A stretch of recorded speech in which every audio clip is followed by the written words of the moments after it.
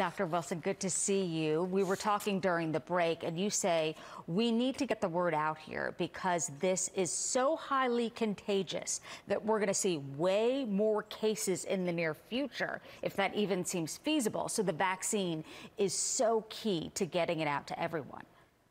Absolutely. And I don't think people appreciate really when they hear that the new strain is 50% more infectious. They think, okay, we'll have 50% more infections. That's not right.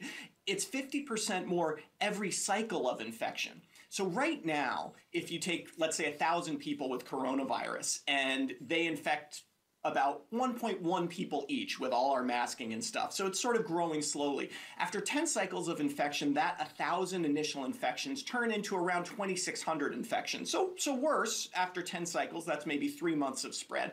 But, you know, that's the pace we're on. If you take that 1.1 average infections and increase it by 50%, and you do the same thing, you take 1,000 people and you let it spread for 10 cycles for about 3 months. Well, instead of ending up with 2,600 cases on the other end, you have 56,000 cases on the other end.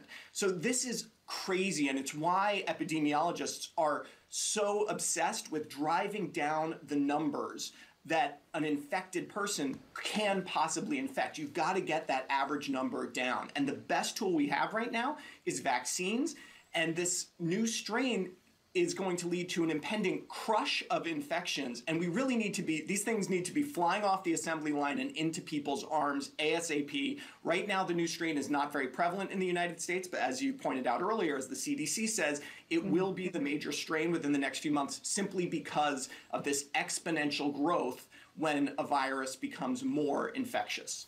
And because this is a global pandemic, it is normal that this would mutate. And when people hear it is highly contagious, more so than the original strain, but not more deadly. But still, we're talking about hospitals at max capacity. And therein lies the problem. We're seeing the death toll increase.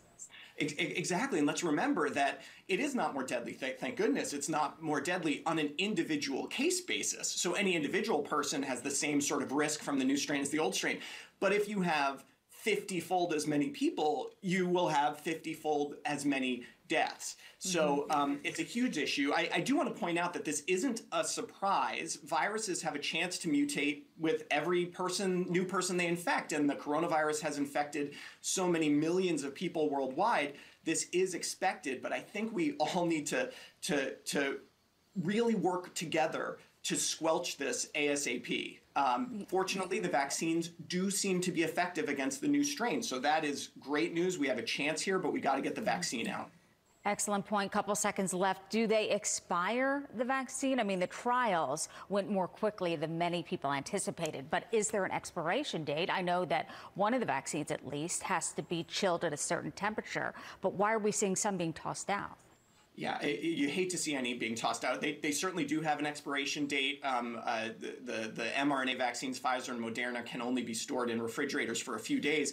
I'd urge people, yes, there are regulations about who can get throwing a dose out. You just have to find an arm and get someone in there. We've got to give people flexibility to vaccinate everyone they can.